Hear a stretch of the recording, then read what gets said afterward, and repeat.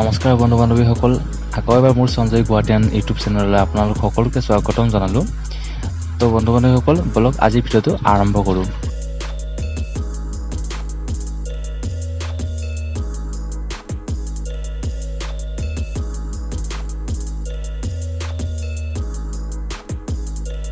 তো বন্ধু বান্ধৱীসকল, জানেনে আপোনালোকে আইফোনত কিয় ডুৱেল চিম আৰু SD কাৰ্ড নাথাকে?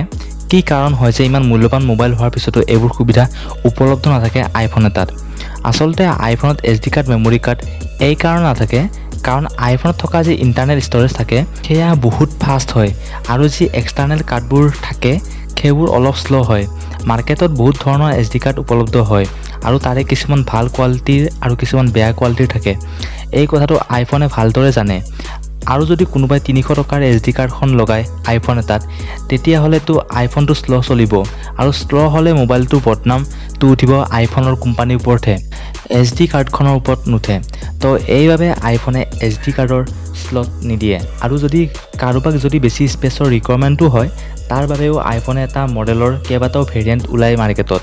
আৰু এইবোৰ কাৰণৰ বাবে আইফোনে আজিলৈকে SD কাৰ্ডৰ অপশ্যন নিদিলে। তাৰপিছত আকৌ এটা প্ৰশ্ন উঠে আইফোনৰ ওপৰত যে আইফোনত ডুৱেল চিম কিয় নাহে?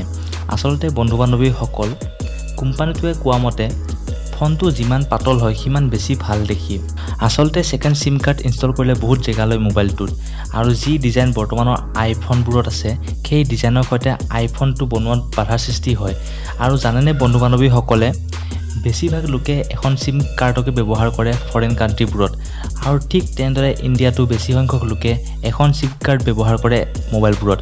আৰু সকলোতকৈ ডাঙৰ কথাটো হ'ল যে চিম কাৰ্ডৰ যি টেকন'লজি থাকে মোবাইলবোৰত, সেইটো আচলতে ই-চিম বোলা পদ্ধতিৰ দ্বাৰা মোবাইলবোৰত ব্যৱহাৰ কৰিব পাৰি।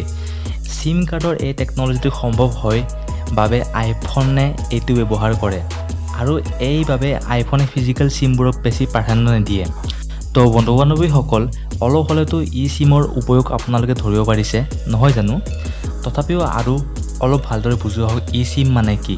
আচলতে ই-চিমৰ ফেচিলিটি থকা মোবাইলবোৰত প্ৰথমৰ পৰাই কোম্পানীসকলে কিবা চিপ লগাই দিয়ে, আৰু এই চিপৰ সহায়ত যিকোনো নম্বৰক এছাইন কৰিব পাৰে, আৰু এনে হ'লে বাহিৰৰ পৰা চিম লগোৱাৰ দৰকাৰ আহি নপৰে।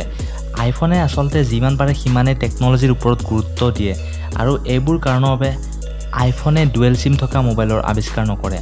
ইয়াৰ লগতে বন্ধু বান্ধৱীসকল, জানেনে আইফোনৰ মূল্য ইমান বেছি কিহৰ বাবে হয়? আচলতে ক'বলৈ গ'লে ব্ৰেণ্ড ইমেজৰ বাবে ইয়াৰ মূল্য ইমান বেছি হয়। আৰু লগতে ক'ব লাগিব যে আইফোনৰ যিটো কেমেৰা হয় সেইটো বহুত ভাল হয় বাকীবোৰ মোবাইলৰ তুলনাত, কিন্তু তথাপিও আইফোনক বনোৱা খৰচটো কমে হয় কোম্পানীবোৰৰ।